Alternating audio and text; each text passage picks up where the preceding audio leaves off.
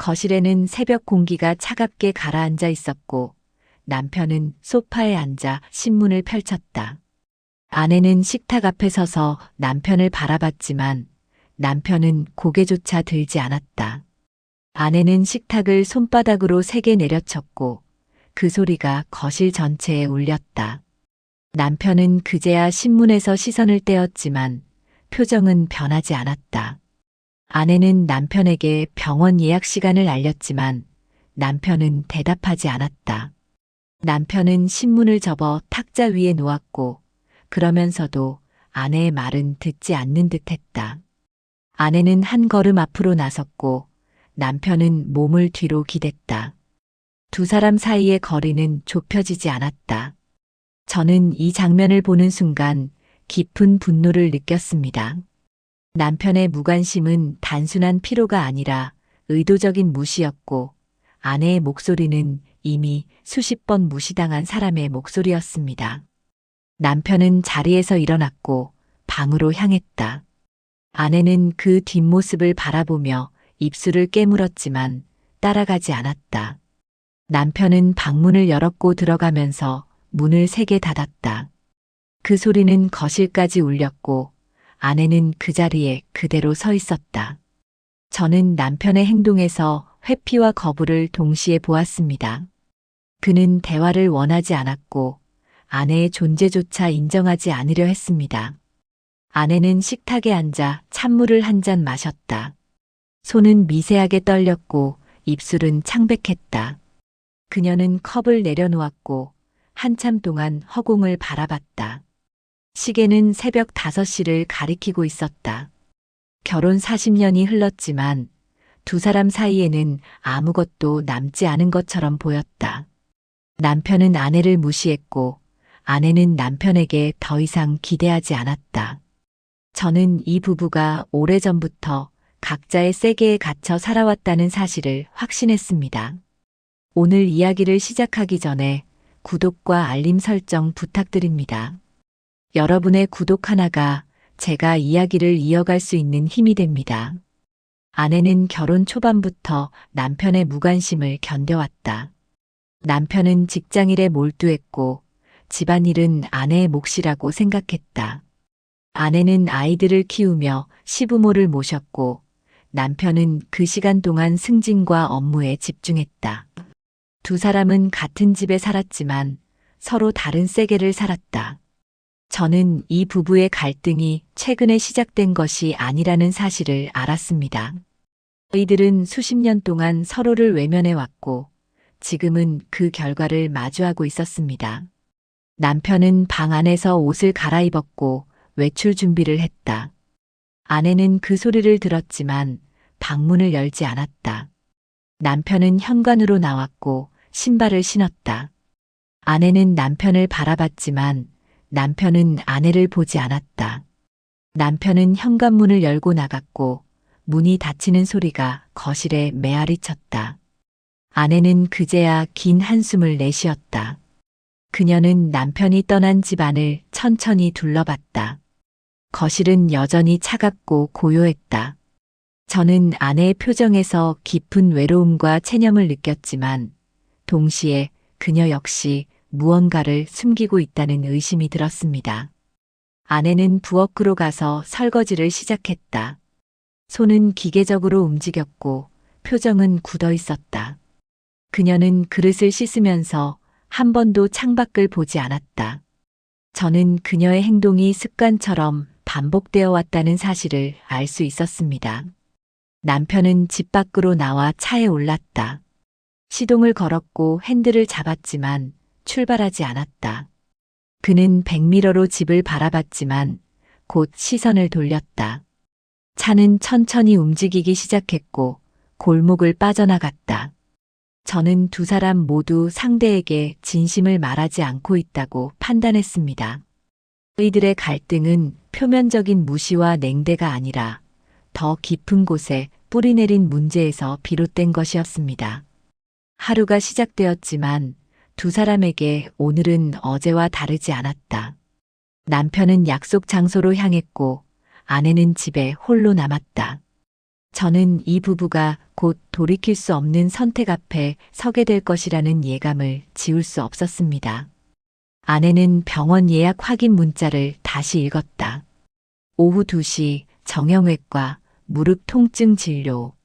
그녀는 휴대폰을 내려놓고 달력을 펼쳤다. 남편의 골프 일정이 빨간 펜으로 적혀 있었고 자신의 병원 일정은 연필로 작게 적혀 있었다. 아내는 달력을 덮었고 한숨을 내쉬었다. 남편은 골프장 주차장에 차를 세웠고 트렁크에서 골프백을 꺼냈다. 지인들이 손을 흔들며 다가왔고 남편은 웃으며 인사를 나눴다. 그는 클럽하우스로 걸어가며 농담을 주고받았다. 저는 남편이 집 밖에서는 전혀 다른 사람처럼 행동한다는 사실을 분명히 보았습니다. 아내는 점심을 차려 먹지 않았다. 냉장고를 열었지만 식욕이 없었고 문을 다시 닫았다. 그녀는 거실 소파에 앉아 텔레비전을 켰지만 화면을 보지 않았다. 리모컨을 손에 쥔 채 시간만 흘려보냈다. 병원 예약 시간이 다가왔고 아내는 가방을 챙겼다. 신발을 신으면서 거울을 봤지만 표정을 고치지 않았다. 그녀는 현관문을 열고 나섰고 문을 잠갔다. 엘리베이터를 기다리며 휴대폰을 확인했지만 남편에게서 온 연락은 없었다. 저는 남편이 아내의 건강에 관심이 없다는 사실에 깊은 실망을 느꼈습니다. 그는 아내가 어디에 가는지, 무엇을 하는지 전혀 신경 쓰지 않았습니다. 아내는 병원에 도착해 접수를 했고 대기실에 앉았다. 주변에는 보호자와 함께 온 환자들이 많았다. 한 노부부는 나란히 앉아 조용히 대화를 나눴고 다른 환자는 자녀와 함께 진료 결과를 기다렸다. 아내는 그 모습을 보며 시선을 내렸다. 진료실에 들어갔고 의사는 엑스레이 사진을 보며 설명했다. 무릎 연골이 많이 닳았고 수술을 고려해야 할 수도 있다고 했다. 아내는 고개를 끄덕였지만 질문하지 않았다. 의사는 물리치료를 권했고 다음 예약 날짜를 잡았다. 아내는 처방전을 받아들고 진료실을 나왔다. 저는 아내가 혼자 이 모든 것을 감당해야 한다는 사실이 안타까웠지만 동시에 그녀가 남편에게 이 사실을 제대로 알리지 않았을 가능성도 생각했습니다. 아내는 약국에서 약을 받았고 집으로 돌아왔다. 남편은 아직 돌아오지 않았고 집은 비어 있었다. 그녀는 소파에 앉아 약봉지를 내려놓았다. 무릎은 여전히 욱신거렸고 진통제를 한 알 꺼내 삼켰다.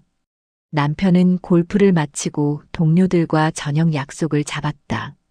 식당에서 술을 마시며 웃었고 골프 이야기를 나눴다. 누군가 가족 이야기를 꺼냈지만 남편은 짧게 답하고 화제를 돌렸다. 저는 남편이 가정에 대한 책임을 회피하고 있다고 판단했습니다. 밤 10시가 넘어 남편은 집에 돌아왔다. 현관문을 열고 들어섰지만 불을 켜지 않았다. 거실에는 아내가 소파에 앉아 있었고 탁자 위에는 약봉지가 놓여 있었다. 남편은 약봉지를 보았지만 묻지 않았다. 아내도 남편에게 말하지 않았다. 남편은 방으로 들어가 옷을 갈아입었고 침대에 누웠다. 아내는 거실에 그대로 남아 텔레비전을 켰다. 소리는 작았고 화면은 흐릿했다. 두 사람은 같은 집에 있었지만 서로의 존재를 느끼지 못했다. 저는 이 부부가 일상 속에서 완전히 단절되어 있다고 느꼈습니다. 그들은 대화하지 않았고 관심을 보이지 않았으며 서로의 고통을 외면했습니다. 다음 날 아침 아내는 남편보다 먼저 일어났다. 아침 식사를 준비했지만 남편은 늦게 일어났고 간단히 커피만 마셨다. 아내는 밥을 차렸지만 남편은 시계를 보며 서둘러 나갔다. 아내는 혼자 식탁에 앉아 밥을 먹었다. 저는 이들의 일상이 반복될수록 갈등은 더 깊어질 것이라고 확신했습니다. 하지만 동시에 두 사람 모두 서로에게 숨기고 있는 것이 분명히 있다는 의심도 커졌습니다. 아내는 오후 시간을 홀로 보냈다. 청소를 마친 뒤 안방으로 들어가 서랍을 열었다. 오래된 손수건과 낡은 사진들 사이에서 작은 상자를 꺼냈다. 상자를 열자 금 반지 하나가 들어 있었다. 반지는 광택이 바랬지만 여전히 묵직했다. 저는 아내가 그 반지를 오랫동안 소중히 간직해왔다는 사실을 알 수 있었습니다. 하지만 그 반지가 어떤 의미를 가졌는지는 아직 분명하지 않았습니다. 아내는 반지를 손가락에 끼워봤다. 예전보다 손가락이 가늘어져 반지가 헐거웠다. 그녀는 반지를 빼서 손바닥에 올려놓고 한참 바라봤다. 눈가에는 미세한 떨림이 있었지만 눈물은 흘리지 않았다. 남편은 그 시간 동네 당구장에 있었다. 지인들과 당구를 치며 시간을 보냈고 담배를 피우며 잡담을 나눴다. 누군가 아내 이야기를 꺼냈지만 남편은 별말 없이 넘어갔다. 저는 남편이 가정 밖에서 시간을 보내는 것이 일상화되어 있다고 판단했습니다. 저녁 무렵 남편이 집에 돌아왔고 아내는 저녁 식사를 준비하고 있었다. 남편은 거실 소파에 앉아 텔레비전을 켰다. 아내는 부엌에서 설거지를 하며 남편의 뒷모습을 봤다. 그녀는 잠시 망설이다 거실로 나왔다. 아내는 남편 앞에 섰고 손에 든 금 반지를 내밀었다. 남편은 텔레비전을 보다 고개를 들었지만 표정은 무덤덤했다. 아내는 남편에게 이 반지를 기억하느냐고 물었다. 남편은 반지를 보았지만 대답하지 않았다. 아내는 결혼 40년 전 남편이 이 반지를 선물했다고 말했다. 남편은 당시 월급을 모아 이 반지를 샀고 아내는 그 마음을 평생 간직했다고 했다. 하지만 남편은 고개를 저으며 기억나지 않는다고 답했다. 아내는 남편의 얼굴을 바라봤지만 남편은 시선을 피했다. 저는 남편의 반응에 깊은 분노를 느꼈습니다. 그는 아내에게 준 유일한 선물조차 기억하지 못했고 그것이 얼마나 큰 상처가 될지 전혀 이해하지 못했습니다. 남편은 그게 왜 중요하냐고 물었다. 아내는 한참 동안 대답하지 않았다. 남편은 다시 텔레비전으로 시선을 돌렸고 아내는 반지를 손에 쥔 채 부엌으로 돌아갔다. 저는 이 순간 두 사람 사이의 감정적 거리가 얼마나 먼지 확실히 느꼈습니다. 아내는 설거지를 마치고 안방으로 들어갔다. 반지를 다시 상자에 넣고 서랍 깊숙이 밀어 넣었다. 그녀는 침대에 앉아 창밖을 바라봤다. 밤하늘은 어두웠고 별은 보이지 않았다. 남편은 거실에서 텔레비전을 보다 졸기 시작했다. 리모컨은 손에서 떨어졌고 화면은 계속 켜져 있었다. 저는 남편이 아내의 마음을 전혀 이해하지 못한다고 판단했지만 동시에 남편에게도 말하지 못한 사정이 있을 것이라는 생각이 들었습니다. 다음 날 아침 두 사람은 식탁에 마주 앉았다. 아내는 밥을 떴고 남편은 신문을 읽었다. 대화는 없었고 소리만 공간을 채웠다. 숟가락 부딪는 소리, 신문 넘기는 소리, 시계 초침 소리. 아내는 남편에게 오늘 병원에 다시 가야 한다고 말했다. 남편은 고개를 끄덕였지만 질문하지 않았다. 아내는 더 이상 말하지 않았고 남편도 신문에서 눈을 떼지 않았다. 저는 두 사람이 서로에게 최소한의 관심조차 주지 않는다는 사실에 답답함을 느꼈습니다. 남편은 식사를 마치고 외출 준비를 했다. 아내는 설거지를 시작했고 남편은 현관으로 나갔다. 문이 닫히는 소리가 들렸고 아내는 그릇을 씻다 멈췄다. 그녀는 창문 너머로 남편이 걸어가는 모습을 봤다. 저는 아내가 남편에게 기대하는 것을 이미 포기했다고 느꼈습니다. 하지만 그녀의 표정 속에는 여전히 해결되지 않은 감정이 남아 있었습니다. 아내는 병원에서 돌아온 뒤 오래된 앨범을 꺼냈다. 먼지가 쌓인 표지를 닫고 천천히 페이지를 넘겼다. 젊은 시절 사진들이 나왔다. 결혼식 사진, 아이를 낳은 사진, 시부모와 함께 찍은 사진. 남편은 대부분의 사진에서 웃고 있었지만 아내는 표정이 굳어 있었다. 저는 아내가 결혼 생활 내내 혼자였다는 사실을 사진 속에서 확인할 수 있었습니다. 아내는 한 장의 사진 앞에서 멈췄다. 시어머니가 병상에 누워 있고 아내가 옆에서 수발을 들고 있는 사진이었다. 남편은 그 사진에 없었다. 아내는 3년 동안 시어머니를 간병했고 남편은 주말에만 잠깐 들렀다. 아내는 그 시간을 견뎌냈지만 남편은 고마움을 표현하지 않았다. 남편은 그 시간 회사 동료들과 점심을 먹고 있었다. 식당에서 메뉴를 고르며 농담을 나눴고 과거 이야기를 꺼냈다. 누군가 가족 이야기를 물었지만 남편은 짧게 답하고 화제를 돌렸다. 저는 남편이 가정에 대한 책임을 회피하는데 익숙하다고 판단했습니다. 저녁 무렵 남편이 집에 돌아왔고 아내는 저녁을 차리고 있었다. 두 사람은 식탁에 마주 앉았고 밥을 먹기 시작했다. 아내는 남편에게 과거 이야기를 꺼냈다. 시어머니를 간병하던 시절, 아이들을 키우던 시절, 혼자 모든 것을 감당했던 시절.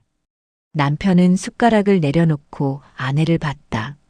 아내는 그 시간 동안 남편이 어디에 있었냐고 물었다. 남편은 회사에서 일했다고 답했다. 아내는 그것만으로 충분하다고 생각하느냐고 되물었다. 남편은 내가 돈을 벌어왔다고 말했다. 저는 남편의 답변에 깊은 실망을 느꼈습니다. 그는 경제적 기여만으로 모든 책임을 다했다고 생각했고 아내의 희생은 당연하게 여겼습니다. 아내는 더 이상 말하지 않았다. 남편도 식사를 재개했고 두 사람은 침묵 속에서 밥을 마쳤다. 저는 아내가 남편의 답변에 체념했다고 느꼈지만 동시에 그녀의 침묵 속에 뭔가 다른 감정이 숨어 있다는 의심이 들었습니다. 아내는 설거지를 하며 창밖을 바라봤다. 아파트 단지는 조용했고 가로등 불빛만 켜져 있었다. 그녀는 수돗물 소리를 들으며 과거를 떠올렸다. 아이들이 어렸을 때, 시부모가 살아계셨을 때, 남편이 퇴근 후 술을 마시고 늦게 들어오던 때, 남편은 거실 소파에 앉아 텔레비전을 켰다. 뉴스가 흘러나왔지만 집중하지 않았다. 그는 휴대폰을 꺼내 메시지를 확인했고 지인과 약속을 잡았다. 내일 골프 약속, 모레 점심 약속. 그는 일정을 확인하며 고개를 끄덕였다. 저는 남편이 집 밖에서의 삶에만 집중하고 있다고 판단했습니다. 그는 가정을 단순히 잠자고 밥 먹는 공간으로만 여기는 듯 했습니다. 아내는 설거지를 마치고 안방으로 들어갔다. 서랍을 열고 통장을 꺼냈다. 남편 명의 통장과 자신 명의 통장. 남편 통장에는 연금이 들어오고 있었지만 생활비는 늘 부족했다. 아내는 자신의 통장을 보며 한숨을 내쉬었다. 저는 아내가 경제적으로도 불안정한 상태에 있다고 느꼈습니다. 하지만 그녀의 표정 속에는 단순한 불안이 아니라 뭔가 계획된 듯한 느낌도 있었습니다. 남편은 거실에서 졸기 시작했다. 텔레비전은 켜져 있었고 소리만 흘러나왔다. 아내는 방에서 통장을 다시 서랍에 넣고 불을 껐다. 두 사람은 같은 집에 있었지만 서로 다른 생각에 잠겨 있었다. 다음 날 아침, 아내는 일찍 일어나 남편의 아침을 준비했다. 남편은 간단히 식사를 마치고 외출했다. 아내는 혼자 남아 집안일을 했고 점심을 거르고 오후를 보냈다. 저는 아내의 일상이 반복되는 외로움으로 가득하다고 느꼈습니다. 하지만 저는 동시에 아내가 이 상황을 단순히 견디고만 있지 않다는 의심을 지울 수 없었습니다. 그녀의 눈빛에는 무언가 결심한 듯한 강렬함이 있었습니다. 남편이 오전 일찍 골프를 가겠다며 집을 나섰다. 아내는 현관문이 닫히는 소리를 들으며 거실에 서 있었다. 그녀는 잠시 망설이다 남편의 서재로 향했다. 서재 문을 열고 들어서자 책장과 책상이 보였다. 아내는 책상 서랍을 열었다. 서류와 영수증이 정리되어 있었고 낡은 수첩 몇 권이 쌓여 있었다. 그녀는 서랍을 하나씩 열어 확인했다. 맨 아래 서랍에서 두꺼운 봉투 하나를 발견했다. 저는 아내의 행동이 단순한 호기심이 아니라 의도적인 탐색이었다고 판단했습니다. 봉투를 열자 통장 2권이 나왔다. 아내는 첫 번째 통장을 펼쳤다. 남편 명의의 통장이었고 잔액은 1억 5천만 원이었다. 두 번째 통장을 펼치자 잔액은 1억 5천만 원이었다. 합계 3억 원. 아내는 통장을 든 채 그 자리에 멈춰섰다.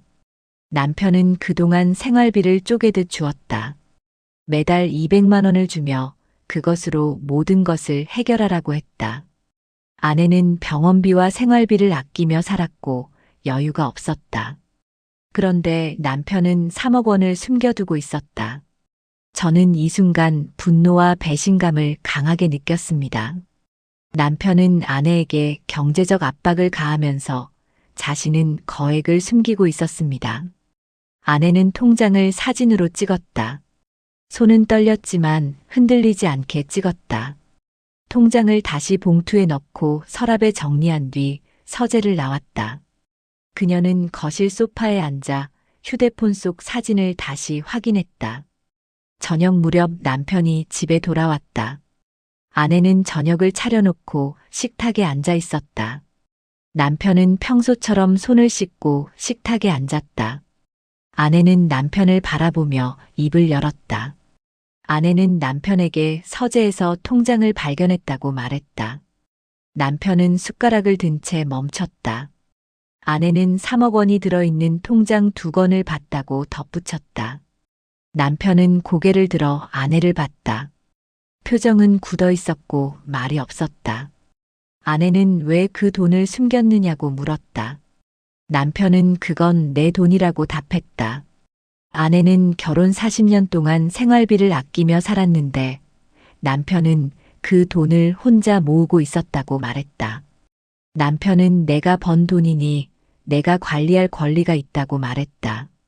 저는 남편의 태도에 깊은 실망을 느꼈습니다.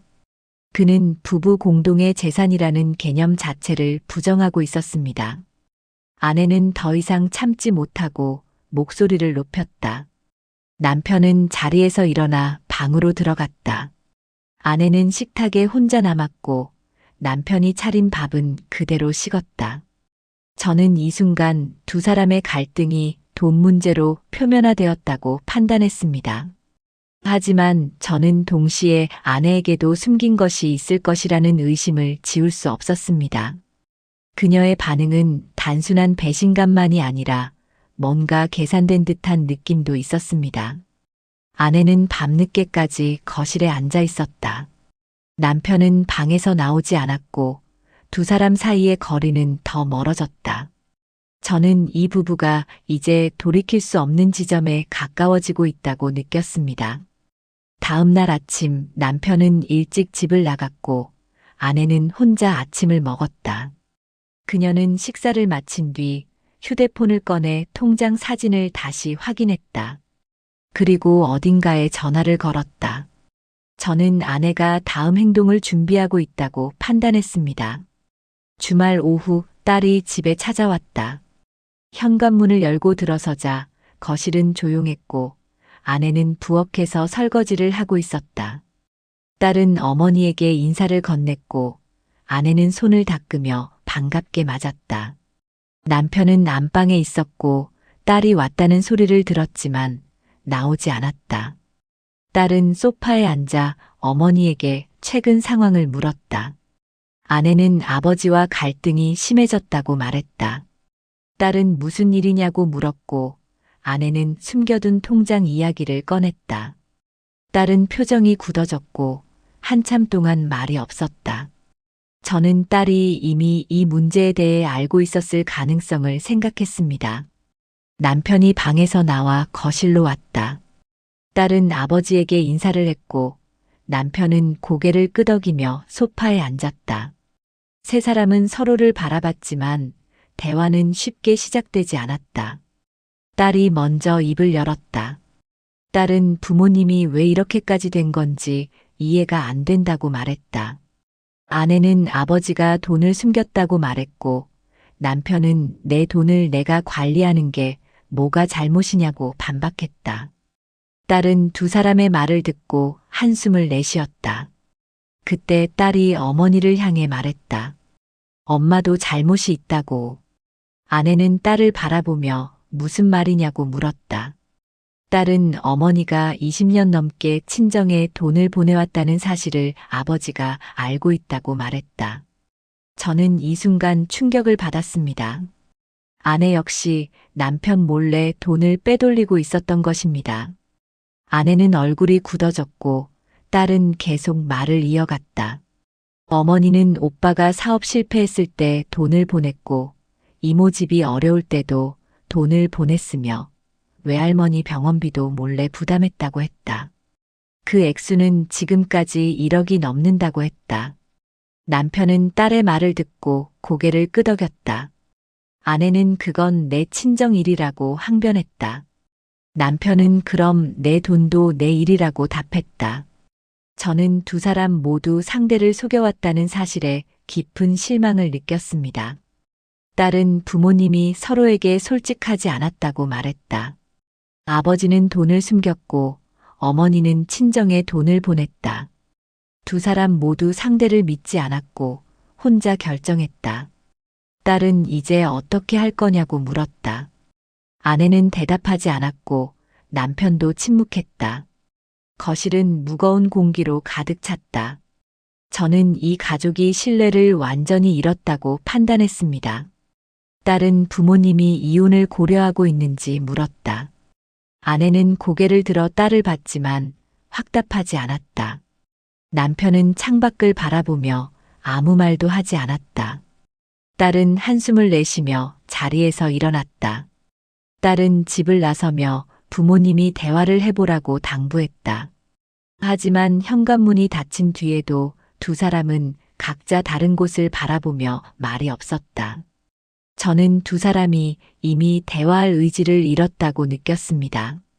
남편은 다시 방으로 들어갔고 아내는 거실에 홀로 남았다.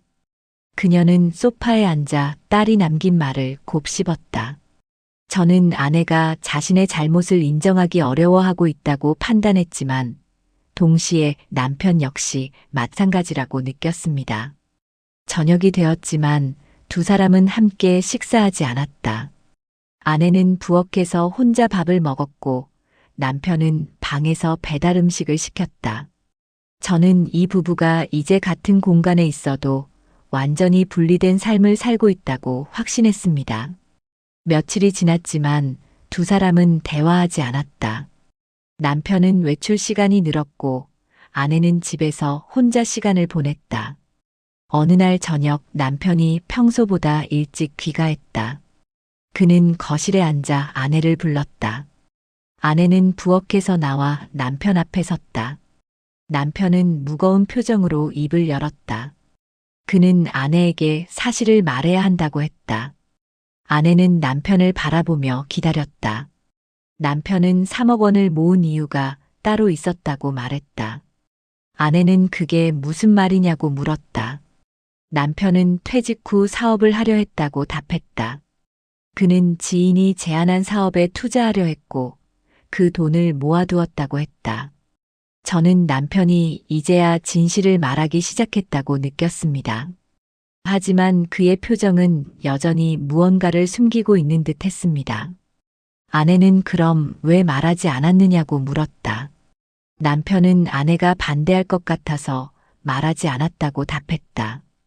아내는 그래서 혼자 결정했느냐고 되물었다.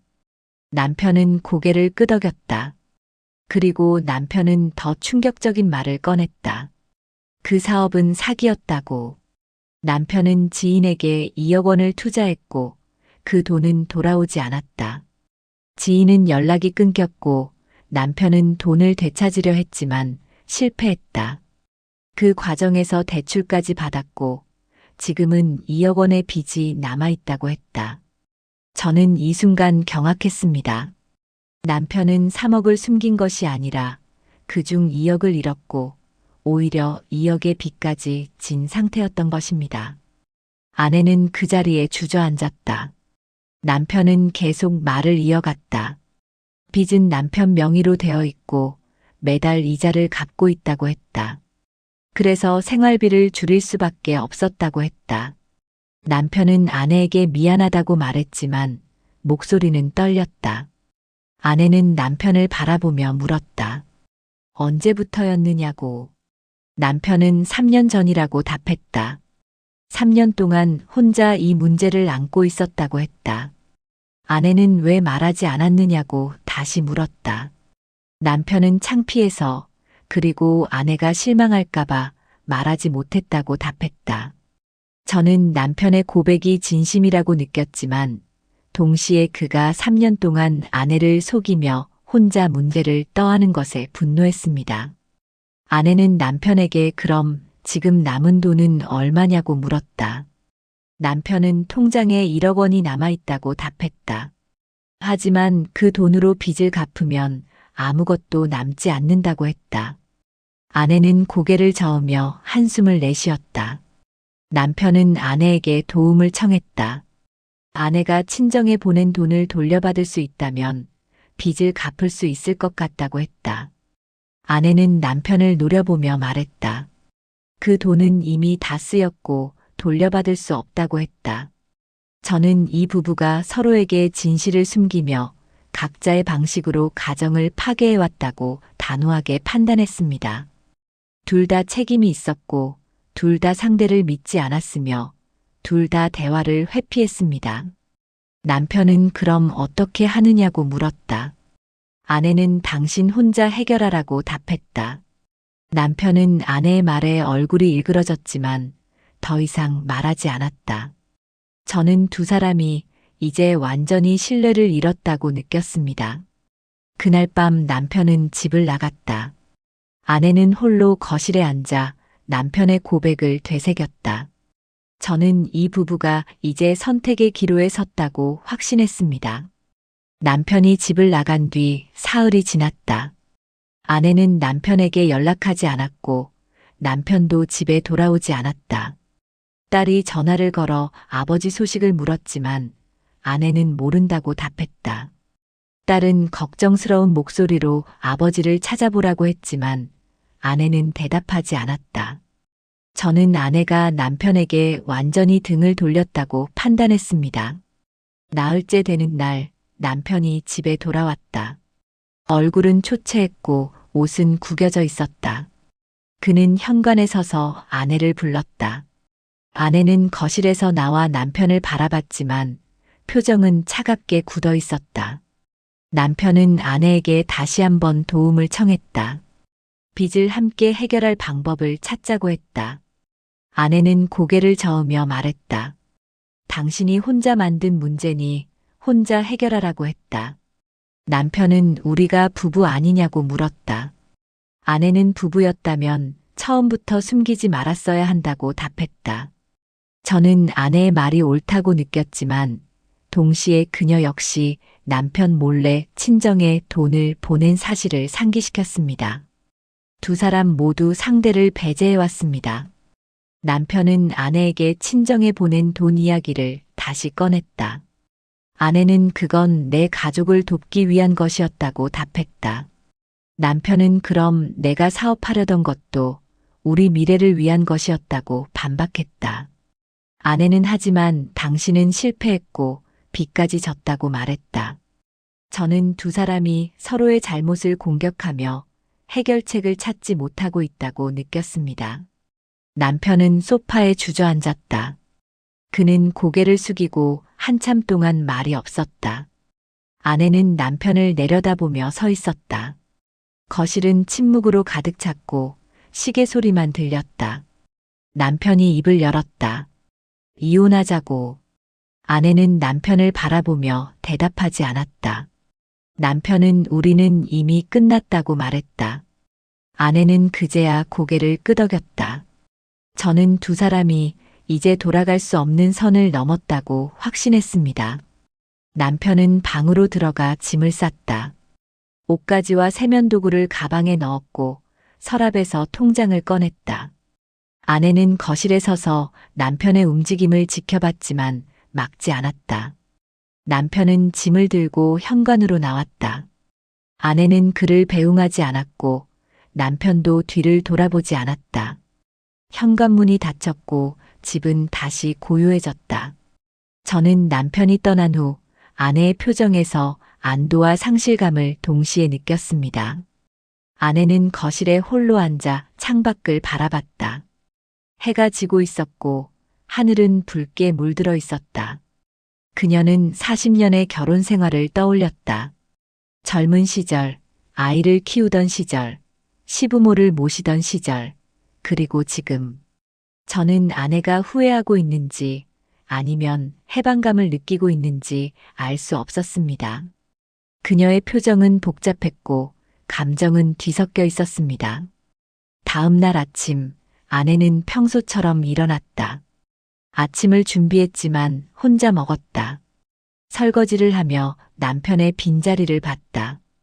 그 자리는 이제 비어 있었고 채워질 일도 없을 것 같았다. 저는 이 부부가 각자의 선택으로 인해 관계를 파괴했다고 다시 한번 확인했습니다. 둘 다 책임이 있었고 둘 다 대화를 회피했으며 둘 다 상대를 믿지 않았습니다. 일주일이 지났다. 남편은 친구 집에 머물고 있었고 아내는 집에서 혼자 지냈다. 딸이 찾아와 어머니와 대화를 나눴다. 딸은 아버지가 변호사를 만났다고 전했다. 아내는 고개를 끄덕이며 자신도 변호사 상담을 받아야겠다고 말했다. 저는 두 사람이 이제 법적 절차를 준비하고 있다고 판단했습니다. 아내는 다음 날 변호사 사무실을 찾아갔다. 접수를 마치고 상담실에 들어갔다. 변호사는 아내에게 상황을 물었고 아내는 남편과의 갈등, 숨겨진 통장, 빚 문제를 설명했다. 변호사는 고개를 끄덕이며 메모를 했다. 변호사는 재산 분할에 대해 설명했다. 남편 명의의 통장에 남은 1억 원과 아내 명의의 재산을 합쳐 나누게 된다고 했다. 하지만 남편의 빚 2억 원도 고려해야 한다고 덧붙였다. 아내는 빚까지 나눠야 하느냐고 물었다. 변호사는 혼인 중 발생한 빚이라면 공동 책임이 될 수 있다고 답했다. 저는 아내가 충격을 받았다고 느꼈습니다. 그녀는 이혼 후 자유로워질 것이라 기대했지만 빚까지 떠안을 가능성이 있었습니다. 아내는 집으로 돌아와 소파에 앉았다. 변호사의 말이 머릿속을 맴돌았다. 재산 분할, 빚 위자료, 법적 절차. 그녀는 40년의 결혼 생활이 결국 법적 용어로 정리될 것이라는 생각에 허탈함을 느꼈다. 저는 아내가 이제 현실을 직시하고 있다고 판단했습니다. 같은 시각, 남편도 변호사와 상담을 마쳤다.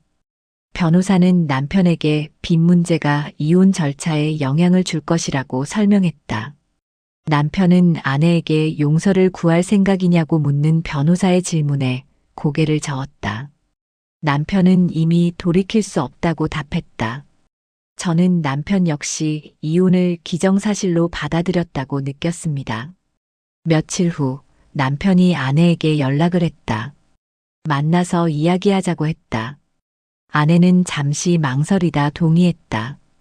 두 사람은 집 근처 카페에서 만났다. 남편은 아내 앞에 앉아 커피를 주문했다. 아내도 따뜻한 차를 시켰다. 두 사람은 한참 동안 말이 없었다. 남편이 먼저 입을 열었다. 남편은 아내에게 다시 한번 사과했다. 빚을 숨긴 것, 사업 실패, 생활비를 줄인 것 모두 자신의 잘못이라고 했다. 아내는 남편을 바라보며 들었지만 표정은 변하지 않았다. 남편은 이혼 후 빚을 혼자 감당하겠다고 말했다. 아내에게 피해가 가지 않도록 하겠다고 했다. 아내는 그게 가능하냐고 물었다. 남편은 변호사와 상의 중이라고 답했다. 저는 남편이 최소한의 책임감을 보이고 있다고 느꼈지만 이미 너무 늦었다고 판단했습니다. 아내는 남편에게 물었다. 왜 진작 말하지 않았느냐고. 남편은 대답하지 못했다. 아내는 우리가 대화했다면 이렇게까지 되지 않았을 거라고 말했다. 남편은 고개를 끄덕였다. 두 사람은 더 이상 말하지 않았다. 커피는 식었고 창밖으로 사람들이 지나갔다. 저는 이 부부가 이제 각자의 길을 가야 한다고 확신했습니다. 카페를 나온 후 두 사람은 각자 다른 방향으로 걸어갔다. 아내는 집으로 돌아갔고 남편은 친구 집으로 향했다. 저는 두 사람이 이제 진짜 이별을 준비하고 있다고 느꼈습니다. 아내는 집에 돌아와 안방에 앉았다. 서랍을 열고 이혼 서류를 꺼냈다. 변호사가 준비해준 서류였고 서명란이 비어 있었다. 그녀는 서류를 펼쳐 천천히 읽었다. 재산분할, 위자료, 양육비 없음 자녀 성인, 빚처리 방안. 모든 것이 글자로 정리되어 있었다. 40년의 결혼 생활이 몇 장의 서류로 요약되었다. 저는 아내가 깊은 생각에 잠겨 있다고 느꼈습니다. 아내는 서류를 내려놓고 창밖을 바라봤다. 해가 지고 있었고 하늘은 어두워지고 있었다. 그녀는 결혼 초반을 떠올렸다. 남편과 처음 만났을 때, 결혼식을 올렸을 때, 첫 아이가 태어났을 때. 그때는 행복했다. 하지만 시간이 흐르며 두 사람은 멀어졌다. 남편은 일에 몰두했고 아내는 가정을 지켰다. 대화는 줄어들었고 서로에 대한 관심도 사라졌다. 저는 이 부부가 언제부터 잘못된 건지 명확히 알 수 없었지만 둘 다 노력하지 않았다는 사실은 분명했습니다. 아내는 친정에 보낸 돈을 떠올렸다. 오빠를 도왔고 이모를 도왔으며 외할머니를 도왔다. 그것이 잘못이었을까? 남편도 사업을 하려 했고 그것이 잘못이었을까? 두 사람 모두 각자의 이유가 있었지만 상대에게 말하지 않았다. 저는 이 부부가 소통의 부재로 인해 파괴되었다고 다시 한번 확인했습니다. 남편은 친구 집에서 같은 시각 이혼 서류를 보고 있었다. 그는 서명란을 바라보며 펜을 들었지만 쓰지 못했다. 40년의 시간이 쉽게 지워지지 않았다. 남편은 자신의 잘못을 인정했다.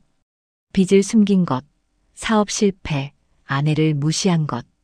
하지만 아내도 잘못이 있었다. 친정에 돈을 보낸 것, 자신에게 말하지 않은 것. 두 사람 모두 책임이 있었다. 저는 남편이 후회하고 있지만 이미 돌이킬 수 없다는 사실을 알고 있다고 느꼈습니다. 다음 날 아침 아내는 이혼 서류를 다시 꺼냈다. 펜을 들고 서명란 앞에 섰다. 손은 떨렸고 마음은 복잡했다.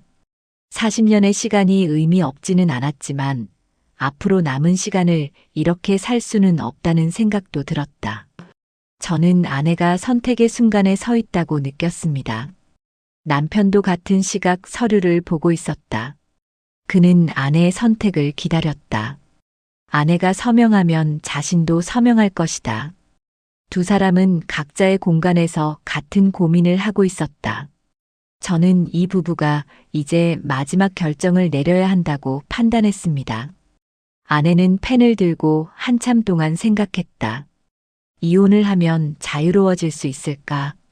아니면 더 큰 외로움이 찾아올까? 빚 문제는 어떻게 해결될까? 딸은 어떻게 생각할까? 남편은 친구 집에서 창밖을 바라봤다. 이혼 후 혼자 살아갈 자신이 있을까? 빚을 갚을 수 있을까? 아내 없이 살 수 있을까? 저는 두 사람 모두 두려움과 후회 속에서 결정을 내리지 못하고 있다고 느꼈습니다. 해가 저물고 밤이 찾아왔다. 아내는 여전히 서류 앞에 앉아 있었고 남편도 같은 자리에 있었다. 두 사람은 각자의 공간에서 같은 질문을 던지고 있었다. 이제 그녀는 선택 앞에 서 있습니다. 이혼을 해야 할까요? 말아야 할까요? 이 이야기가 마음에 남으셨다면 댓글 한 줄만 남겨주세요. 구독과 알림 설정은 제가 내일을 버틸 힘이 됩니다.